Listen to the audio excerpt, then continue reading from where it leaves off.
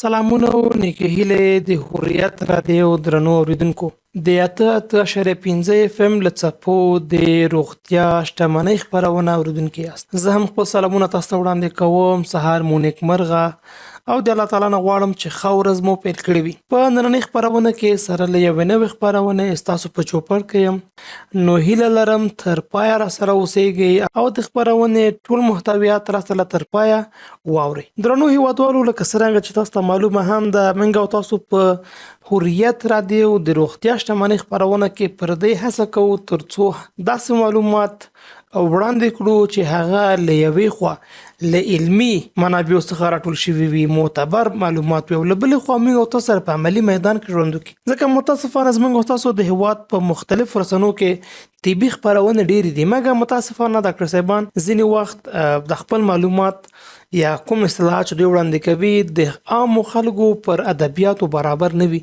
نو بناً په ځای چې یو انسان ته ګټور ثابت شي، هغه ته مضر یا هم حد اقل ګټور نشي ثابتېدلی. نو د دغه اصل په پام کې نیولو سره موږ غواړو په خپله خپرونه کې پر داسې موضوعاتو بحث وکړو ترڅو ټول د معلوماتو څخه ګټه واخلي او په خپل عملي ژوند کې تطبیق کړي. درنو هیوادوالو، په نننۍ خپرونه کې غواړم هم پر داسې عنوان خبرې وکړم چې زموږ او ستاسو له مخکنۍ خپرونې سره ارتباط لري، او هغه ټول راجع کېږي د عصبي او رواني ناروغیو بحث ته. که ستاسو په یاد وي، موږ او تاسو دا بحث ډېر ځل مخکې را شروع کړی او پر دې مو بحث کړی. نو نننۍ خپرونه کې غواړم پر باقي جزئیاتو هم موږ او تاسو خبرې وکړو ترڅو دا مریضي موږ او تاسو ته واضح شي. په لومړي سر کې به راشو پر دې چې الزایمر څه شی ده، او وروسته له دې به په اسبابو، په د خطر په فکتورونو او داسې نورو لاملونو به هم موږ او تاسو خبرې وکړو. پلان ډول که زه راشم ووایم چې الزایمر څه شی ده، زه به داسې ووایم چې موږ او تاسو په مجموع کې یو غټ بحث لرو په نامه د ډیمنشیا، چې ډیمنشیا ته په زموږ او ستاسو ژبه کې ورته د عقل زوال هم ویل کېږي. وایي فلاني سړي خپل عقل له لاسه ورکړی. یو خو داسې اصطلاح چې موږ تاسو کاروو، یو رښتیا هم که د یو چا عقل زایل شي نو هغه ته په طبي اصطلاح ویل کېږي ډیمنشیا. نو الزایمر وایي د ډیمنشیا یوه برخه ده، یعنې په اصطلاح یو ډول ده د عقل د زایلېدلو. خو دې کې څه کېږي، د ځانګړنه څه شی ده؟ وایي په دې ناروغۍ کې ذهن خصوصا حافظه د وخت په تېرېدو سره خرابېږي. لکه چې اوس په نکنه تاسو مغه ته کېږي زنګ وهي، دغسې حتی همداسې اصطلاح ته کارول کېږي. وایي ایریټس میموري، څه معنا؟ حافظه وایي زنګ وهي، حتی د انسان تفکر هم ورسره خرابېږي، تر دې حده پورې چې یو انسان کوم کارونه چې په ورځني ژوند کې کوي هغه نشي تر سره کولی او مشکل سره مواجه کېږي. اکثره کسان به وایي چې والا دا خو د ژوند نارمله ناروغي ده، ځکه چې موږ او تاسو که سنده پورته ځي، زموږ زړه، زموږ کولمې، زموږ هډوکي، عضلات، هر شی په زړښت روان دي. خو متاسفانه نه، دا خبره داسې نه ده. دا د نورمال ژوند یا د نورمال زړښت برخه نه ده، بلکې دا یو مرضي او عارضي حالت ده چې یو انسان ته څنګه کېږي، پیدا کېږي. نو بنان هېڅکله دا څوک د نورمال ژوند یا هم د نورمال د انسان د سیر برخه نه ګڼي. اوس به راشو پر دې به خبره وکړو چې الزایمر څنګه په اصطلاح رشد کوي، څنګه پیدا کېږي، یا په لنډ الفاظ کې ووایم چې الزایمر څه باعث د الزایمر کېدلی شي. اکثره کسان به پوښتنه وکړي چې ډاکټر صاحب ته خو موږ ته وایي الزایمر، نو زموږ او تاسو په دري ژبه کې ورته یا پښتو ژبه کې لغت ورته نشته. زه به تاسو ته ووایم چې نه، متاسفانه داسې خاص لغت نشته، خو د خلکو په منځ کې په نامه د یاد فراموشي په اصطلاح مشهوره ده. وایي فلانی سړی یاد فراموشي لري، فلانی سړی حافظه په اصطلاح صحیح کار نه کوي او له هیرې وځي. نو بناً په دغه نوم سره یادېږي. نو تاسو کولی شئ یا د الزایمر اصطلاح وکاروئ یا د یاد فراموشۍ اصطلاح هم ورته وکاروئ. ښه، را به شو دې ته چې وایي دا ناروغي څنګه منځته راځي. په مجموع کې ویل کېږي وایي دا ناروغي د پروتینونو تجمع یا د راټولېدو څخه منځته راځي. نو که تاسو ته سوال و چې ډاکټر صاحب پروتینونه خو چیرې راټولېږي، څنګه راټولېږي، زه به دا خبره وکړم چې زموږ او ستاسو په بدن کې د پروتین د جوړونې او بیته د پروتین په اصطلاح چې هغه شي، یعنې د پروتین د جوړولو او هم د دا چې پروتین په اصطلاح له منځه لاړ شي، ځکه چې که تولیدات ډېر شي او له منځه تګ نه وي خو بیا راټولېږي، او که بیخي تولید نه شي خو هم مشکل پیدا کېږي. نو د دغو دواړو کې یو تعادل شتون لري. نو که هر کله دغه تعادل له منځه لاړ او پروتین تولید شو او له منځه لاړ نه، نو دغه څه حالت ته ویل کېږي بلډ اپ یا تجمع د پروتینونو. نو زموږ او ستاسو د مغزونو په حجراتو کې، خصوصا د حافظې په حجراتو کې، دغسې پروتینونه راټولېږي چې یو ته ویل کېږي امیلویډ، بل ته ویل کېږي ټاو. د نومونه دي هغومره مهمه نه دي، نو دا وایي راټولېږي او بالاخره د زموږ او ستاسو حجرات مرګ ته رسوي. ولې؟ ځکه چې حجره خو هغه کوم ځای کې لري، که هغه تنظیمات کې لري، که دغه جغرافیه، که د هغه د نورمالې وظیفې د ترسره کولو لپاره، نه د پروتین ځای ورکولو لپاره. نو بناً دغسې یو حالت کې که منځته راغی، نو هغه حجرات له منځه وړي او بالاخره زموږ او ستاسو د مغزو هغه حجرات چې هغه باید معلومات حفظ کړي، هغه څنګه کېږي؟ له منځه ځي. دویمه خبره انفلمیشن، التهاب او سیل سټرس یا پر حجراتو فشار. التهاب څه معنا؟ زموږ او ستاسو په مغزو کې ځینې حجرات دي په نامه د مایکروګلیا یادېږي، چې دوی په اصطلاح دوی وظیفه پاککاري ده، یعنې د حجراتو قضایات دا څه کوي؟ له منځه وړي. نو که هر کله وایي دو حجراتو فعالیت ډیر شي، حتی کېدای شي زموږ او ستاسو نورمال حجرات هم څه کړي؟ پاک کړي. نو د دې حجراتو د پاکولو په سبب کې التهاب منځته راځي، او دغه التهاب نور هم حجرات له منځه وړي، چې حجرات له منځه لاړل موږ او تاسو ته څه پیدا کېږي؟ الزایمر یا په اصطلاح یاد فراموشي. دې سره سره که په حجراتو فشار راشي، په حجراتو فشار څه معنی؟ خو موږ تاسو په خپل ورځني ژوند کې وایو ولا په فلاني فشار راغلی. مثلا یو محصل امتحان لري، یو څوک سبا کوم برنامه لري، یو څوک یو پلان لري، نو ورته فکر کوي او سوچ کوي چې دا جلا خبره ده.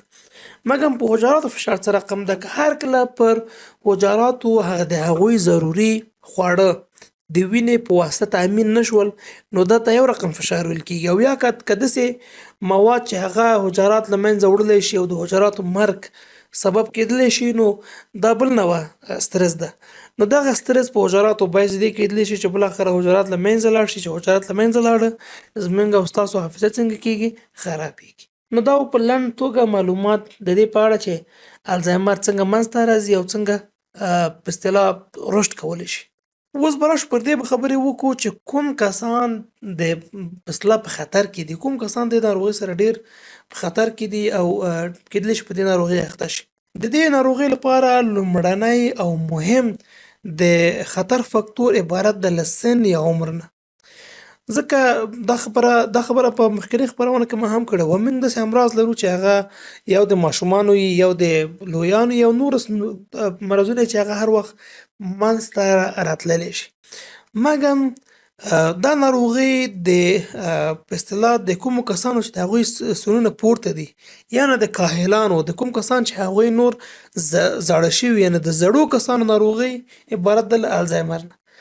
حتی ویل کېږي کوم کسان چې هغوی په 15 کلنۍ رسېدلي وي هغه نه پورته، نو دې ناروغي سره د هغوی احتمال ډېره چې اخته شي. حتی تحقیقات دا وایي کوم کسان چې 15 یې عمرونه وي، په هغو کسانو کې، یعنې په هر 10 کسانو کې چې هغوی 15 کاله عمر ولري، یو انسان په دې ناروغي اخته کېږي. او په هر 3 انسانانو کې چې هغوی 15 کلن اوسېږي، یو نفر په دې ناروغي اخته کېدلی شي. یعنې تاسو وګورئ په 15 کالو کې په هر 10 نفر کې یو نفر، مګر په 15 کالو کې بیا په هر 3 نفر کې یو نفر، چې تقریبا فیصدي له 10% نه راځي تقریبا 33% ته. اوس به پر دې به خبرې وکړو چې بل سبب څه شی ده، یا بل د خطر فکتور څه شی ده. بل د خطر فکتور عبارت ده د فیملی هیسټري اینډ جینز، جینیتیک وراثت باید داسې حالت کېدلی شي. ولې؟ وایي خصوصا موږ یو جین لرو په نامه د اپوئي E4. دا د یو جین نوم ده، مهمه نه ده، فقط هغه زده کړئ چې یو جین ده، خلاص. زموږ او ستاسو ډي ان اې ده. نو که هر کله داسې 2 کسان چې یو بل سره واده وکړي چې یو سره هم دا اوسېږي او بل سره هم دا اوسېږي، او د 2 ماشومانو کې دا دواړه جینونه یو بل سره یوځای شي، نو هغه زوی مطلق په الزایمر، په اصطلاح په الزایمر زیات د امکان شته چې هغه مبتلا شي. یو خبره چې نوی ساینس ثبوته کړې او دا ډېره مهمه خبره ده، وایي الزایمر یا یاد فراموشي په جینیټیکي او وراثتي بڼه ډېره نادره خبره چې یو مریض دې مبتلا شي. حتی داسې وه که مثلا که په 30 کلو 40 کلو کې که نفر په دې ناروغۍ اخته شي. ځکه نو دا موږ او تاسو ته دا ښیي چې باید موږ او تاسو که نه ځینې کسان وایي چې والله دا د عمر کارونه دي او سن کارونه دي. نه، متاسفانه دا ډېر اسانه ده، بلکې دا ډېر زموږ او تاسو عملي ژوند د پورې چې موږ او تاسو څه کوو، په کوم لار روان یو، کوم تفکر لرو، دا ناروغي ډېره دغسې حالت ته راجع کېږي. اوس به راشو پر دې به خبرې وکړو چې د دې دریم د خطر فکتور څه شی ده. ویل کېږي health and lifestyle، یعنې هغه روغتیایي حالتونه او د ژوند سبک، چې دا ډېره مهمه خبره ده او دا مخکې یاد هم کړه، یعنې سن او وراثت تر یو حده پورې، مګر مهمه خبره دغه ده.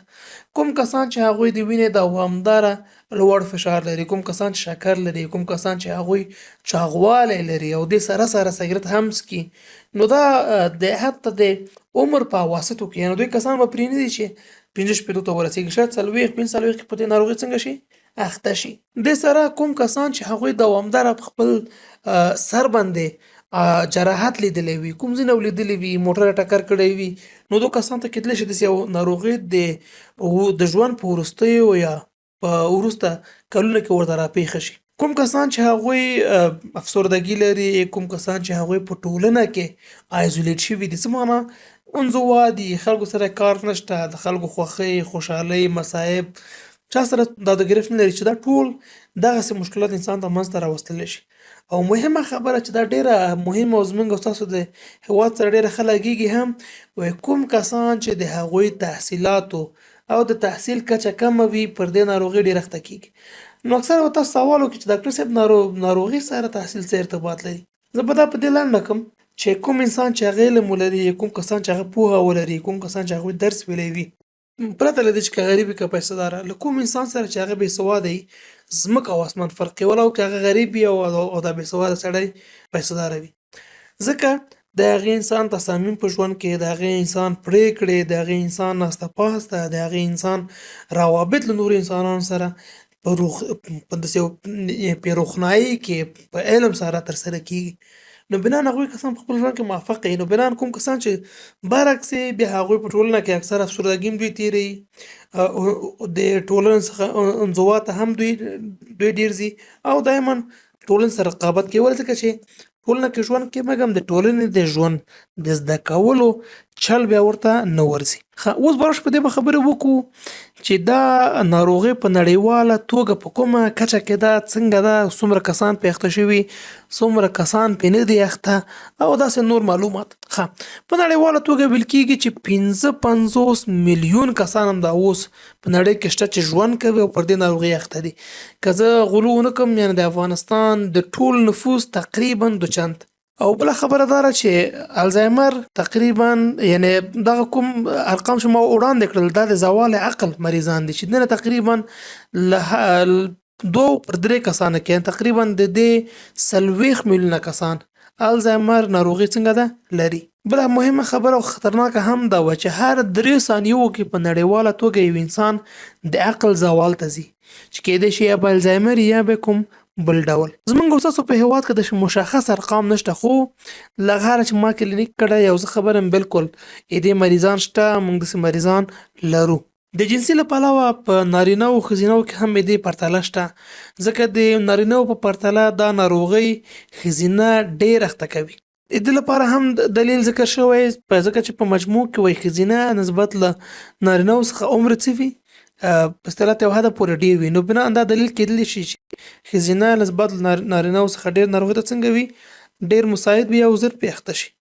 نو دا درنو هېوادوالو زموږ او تاسو د خپرونې لومړۍ برخه، وروسته له یوې لنډې دمې بېرته زر راګرځو، باقي بحث انشاءالله ما سره مه هېروئ.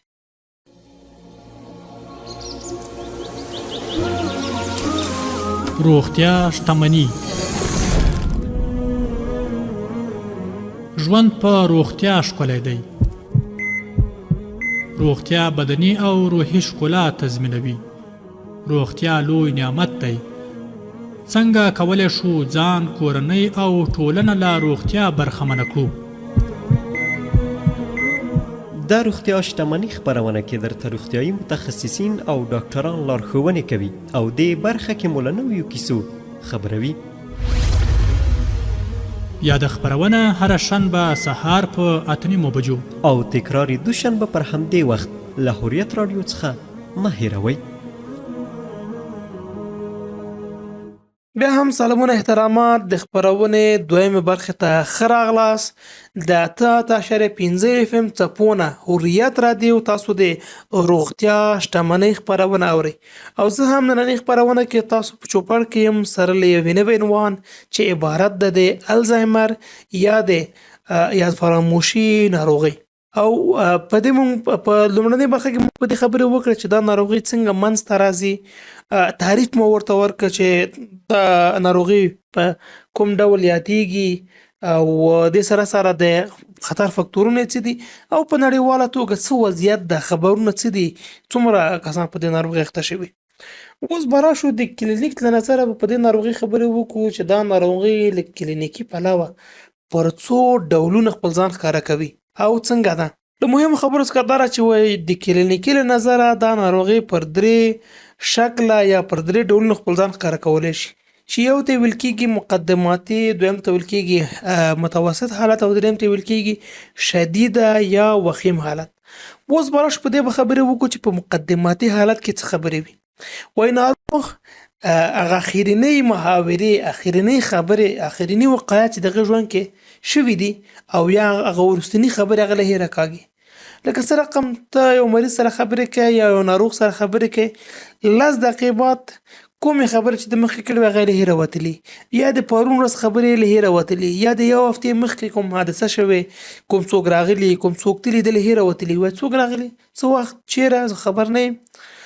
بل څه کېږي، مریض خپل شیان له لاسه ورکوي. څه معنا، یو چیرې لاړ شي بېرته راشي، والله ما نه خو موبایل له هېره ووته، والله ما نه خو مې خپل بیک له هېره ووته، ما نه مې خپل کتابچه له هېره ووتله، داسې نور.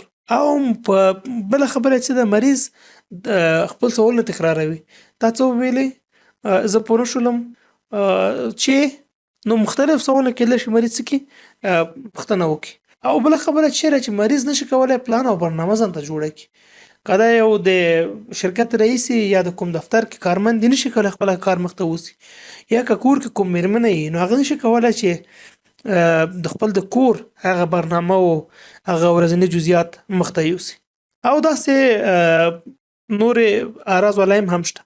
اوس به راشو متوسط حالت ته. په متوسط حالت کې یو مریض ته څه واقع کېږي. وایي د مریض دغه د حافظې له هېروتل څنګه کېږي، ډېرېږي، حتی شخصي تاریخچه له هېره وځي چې زه څوک یم، ما چېرې درس ویلی، چېرې لوی شوی یم، حتی دا بعضې خبرې هم د مریض څنګه کېږي له هېره وځي.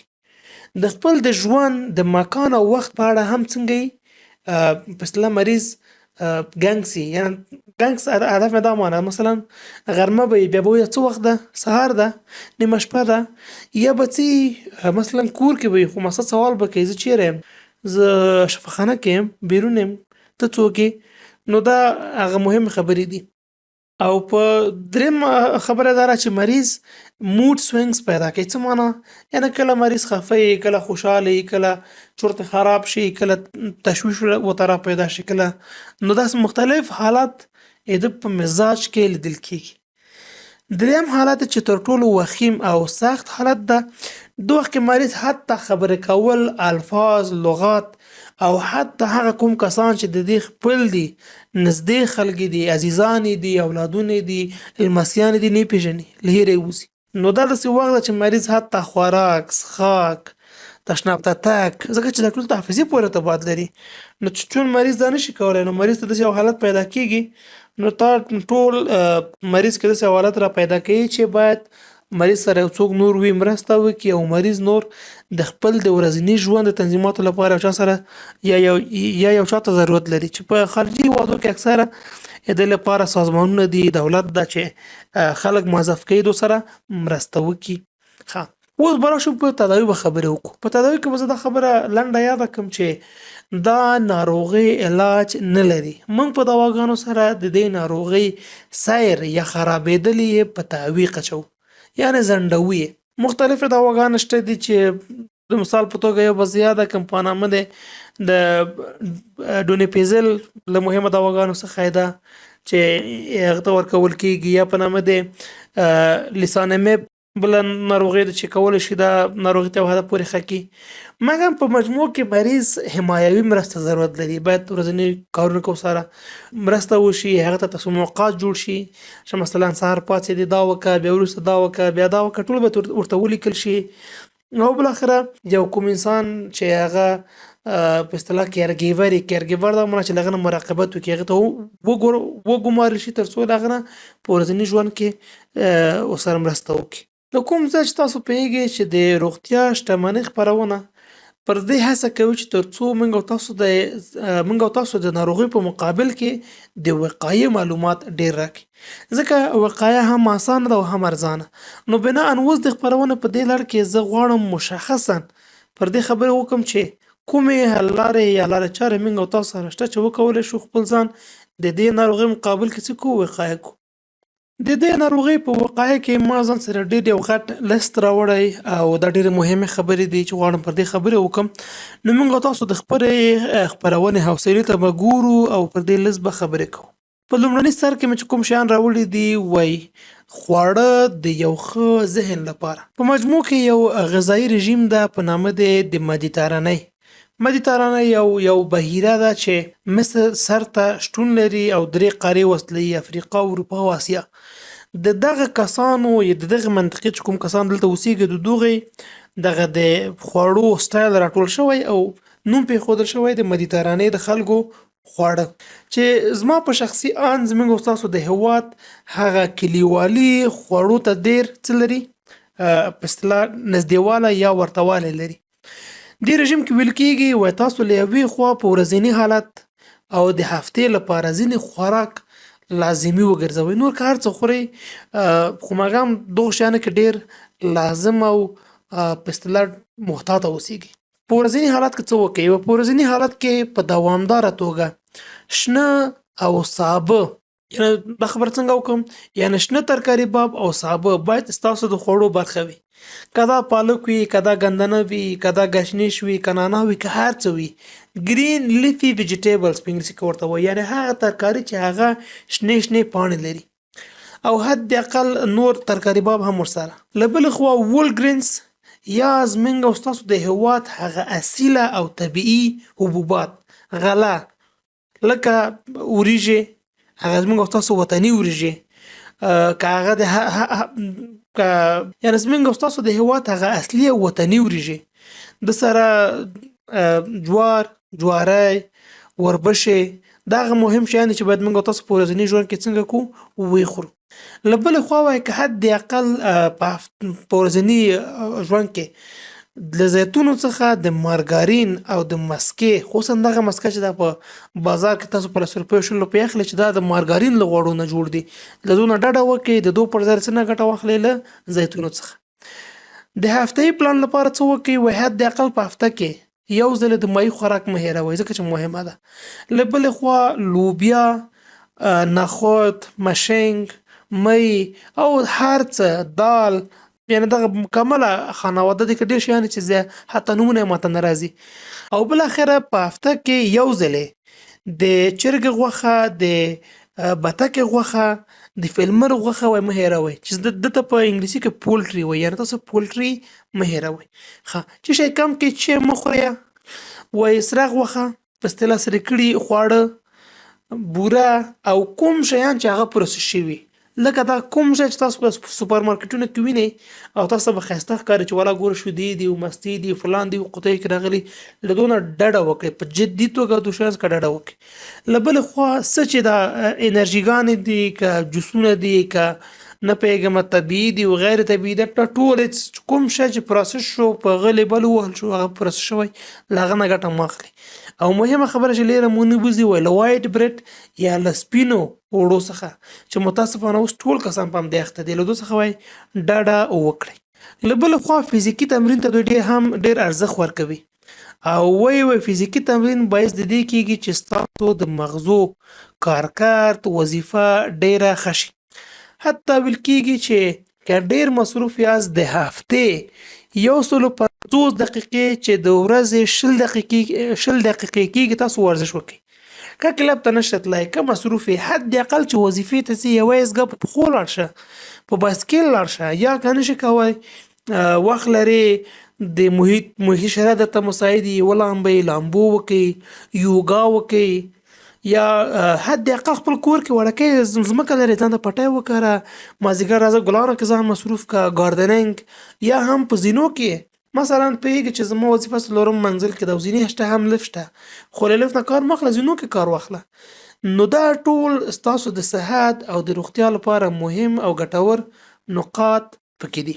دې سره به راشو په دې به خبرې وکړو چې ذهني یا هم عصبي تمرینونه ترسره کړئ.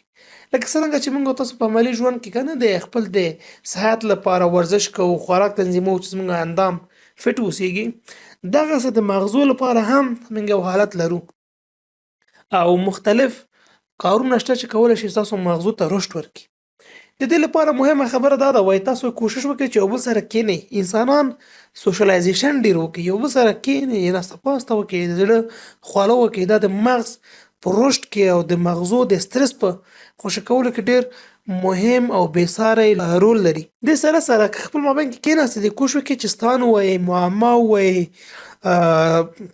دا ډېر یو جالب فرهنګ و چې زموږ تاسو په هېواد کې ستاسو ته له منځه ځي او په ځای ګوشه‌نشیني او موبایلونه او ګیمونه د شیان منځته راځي.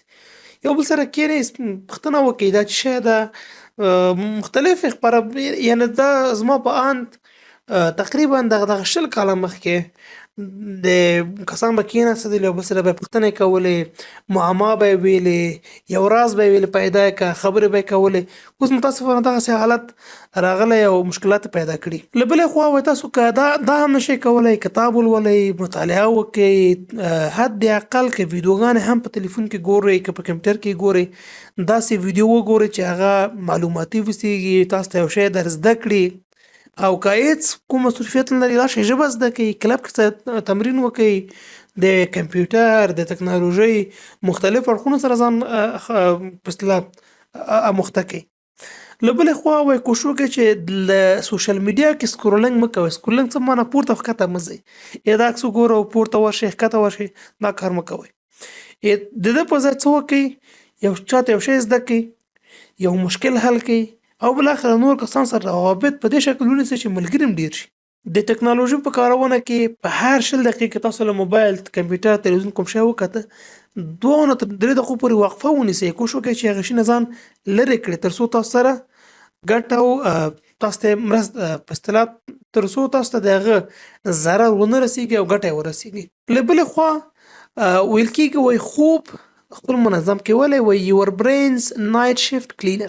ستاسو به په یاد وي دغه ټولو ځایونو کې چې د ورځې مشتریان راځي د شپې له خوا هغه ځای پاکېږي، سبا بیا آماده کېږي. نو خوب زموږ او ستاسو د ذهن لپاره دغسې یو حالت لري. د ورځې له خوا کوم کارونه چې کوو، کوم شیان چې ترسره کوو، کوم معلومات چې اورو، د شپې له خوا هغه ټول منظم کېږي، ذهن آماده کېږي سبا لپاره. نو کوشش وکړئ چې تاسو منظم وخت خپل بستر ته ځئ، په منظم وخت راپاڅېږئ، له کافیینو څخه په ډک نس خوراک مه کوئ، او بالاخره د خوب په وخت کې تاسو له سکرین څخه کار مه اخلئ. دې سره خپل اطاق راحته کړئ، لږې یخ کړئ او ورسره فضا ارامه فضا ولرئ تر څو تاسو خوب ښه شي. نو دا و درنو هیوادوالو د دې ونې یافته چې ما ستاسو په چوپړ کې وړاندې کړه. تر بل خپرونې تاسو په لوی څښتن تعالی سپارم. باقي ورځ مو نیکمرغه، د الله په امان.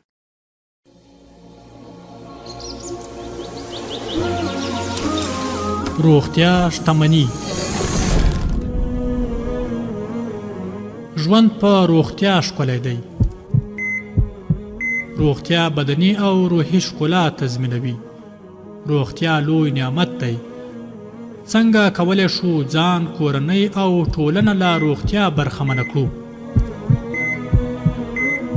دا روغتیا شتمني خپرونه کې درته روغتیایي متخصصین او ډاکټران لارښوونې کوي او دې برخه کې مو له نویو کیسو خبروي. یاده خپرونه هره شنبه سهار په 8:30 بجو او تکرار دوشنبه پر همدې وخت له حریت رادیو څخه مه هېروئ.